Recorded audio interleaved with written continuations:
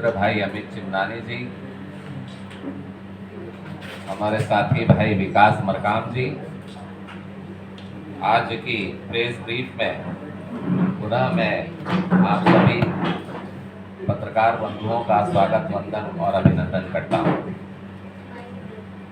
छत्तीसगढ़ प्रदेश में जब से कांग्रेस की सरकार एक बार सत्ता में अभी 18 में आई, तब से अगर किसी राजनेता का नाम सबसे ज्यादा चर्चा में है तो वो है माननीय भूपेश बघेल जी, जो स्व के भाव से पीड़ित है, मैं और मेरा, अर्थात स्व का भाव।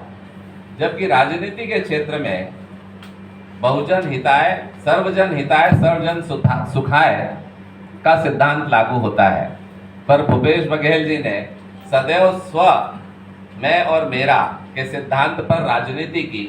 जब वो सत्ता में रहे तो मैं और मेरा इस भाव से उन्होंने छत्तीसगढ़ महतारी की धन संपदा को लूटा। तानाशाही रवैये से अधिकारियों को दबाव में लाकर और अपराध को फूलने फलने दिया, चाहे वो महादेव सट्टा ऐप हो, चाहे कोल स्कैम हो, सब मैं और मेरा स्व के भाव से था। और आज अनेक नेता और अनेक अधिकारी वो जेल पे है और कुछ बेल पे है, ये स्व के भाव से था। जब वो सत्ता में थे तो कांग्रेस पार्टी का इतना नुकसान किया कि स्व के भाव ने कांग्रेस पार्टी की सत्ता छीन ली। आज विपक्ष में है तो भाव मरा नहीं, स्व का भाव जिंदा है, मैं और मेरा जिंदा है। पार्टी से कोई लेना देना नहीं है, कांग्रेस पार्टी से उनको अभी स्पष्ट हो चुका है उनकी करनी से। जब उन्होंने यहाँ पर लोकसभा चुनाव का अवसर शुरू हो रहा था, तब कहा कि मैं चुनाव नहीं लड़ूंगा, बाकी लोग लड़ेंगे। उनको स्पष्ट रूप से दिखाई दे रहा था कि छत्तीसगढ़ की जनता उनके भाव को समझ चुकी है, वो अपने लिए राजनीति करते हैं, इसलिए वो तैयार नहीं थे। जब पार्टी ने जबरदस्ती की तो उन्हें मालूम था कि रायपुर से तो बुरी तरह हारेंगे, दुर्ग के तरफ उनकी आंख गई, पर वहां पर हमारे मजबूत प्रत्याशी को देख फिर वह पार्टी ने जबरदस्ती की तो वो राजनांदगांव भाग खड़े हुए। राजनांदगांव जाने के बाद उनको अपनी हार स्पष्ट रूप से दिखाई दे रही है, क्योंकि वहां के कार्यकर्ता माननीय कांग्रेस पार्टी के, मैं कहूंगा दिग्गज कार्यकर्ता अरुण सिसोदिया, जिन्होंने मंच से ही कहा, वैष्णव ने मंच से ही कहा, सुरेंद्र वैष्णव ने, कि आपको अब फुर्सत मिली है। इतने दिनों बाद जब सत्ता में थे किसी कार्यकर्ता का काम नहीं किया, सार्वजनिक रूप से कहा तो भूपेश बघेल जी की चूल्हे हिल गई। उसके बाद उन्हें पार्टी से निकाला जाए, प्रत्याशी बदला जाए, अनेक नेताओं ने ये चीजें उठाई, क्योंकि सबको पता चल गया कि भूपेश जी अपने लिए राजनीति करते हैं, छत्तीसगढ़ की महतारी और कांग्रेस पार्टी के लिए नहीं।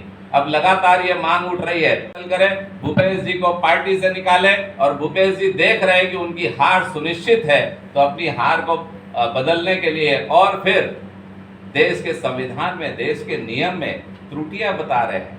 जब ईवीएम से उनकी सरकार 2018 में बनी तो पहुंच गया राज्यपाल जी के यहाँ, मैं ईश्वर की शपथ लेता हूं, और अब ईवीएम खराब नजर आने लगा। हिमाचल में बड़ा अच्छा लगा इनको ईवीएम, राजस्थान में पिछली बार सरकार बनी तो ईवीएम अच्छा था इनका, कर्नाटक में सरकार बनी तो ईवीएम अच्छा था, 2004 से 2014 मनमोहन सिंह की सरकार बनी तो ईवीएम अच्छा था। क्या मनमोहन सिंह को इनसे कम अनुभव था जो उन्होंने बैलेट चालू नहीं किया?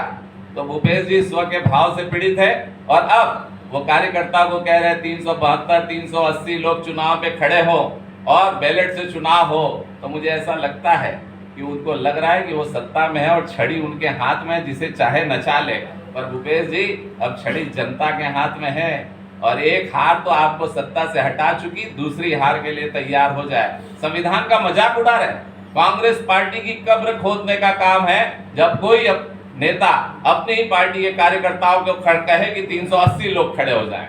वो अपनी हार का एक और कारण जनता को बताने के लिए इतने लोग खड़े हो गए, मैं क्या कर सकता हूं। तो मुझे ऐसा लगता है भूपेश बघेल जी ये जो कुछ भी कर रहे हैं, मैं और मेरा स्व के भाव से कर रहे हैं। भारतीय जनता पार्टी का मानना है कि भूपेश बघेल जी ने मानसिक रूप से अपनी हार स्वीकार कर ली है, उनके कार्यकर्ताओं ने उनका विरोध करना शुरू किया है। अरे मुख्यमंत्री रहते इनके बाद कोई कहे पार्टी से निकाल दो और सरेआम मंच में विरोध हो, तो ऐसे नेता को कौन वोट देगा? हम आपके माध्यम से आज यही बताना चाहते हैं कि भूपेश बघेल जी, अब छड़ी आपके हाथ में नहीं है, छड़ी जनता ने आपसे छीन ली है। अब तो संविधान और कानून के हिसाब से आपको जीवन जीना पड़ेगा। ठीक है विकास जी।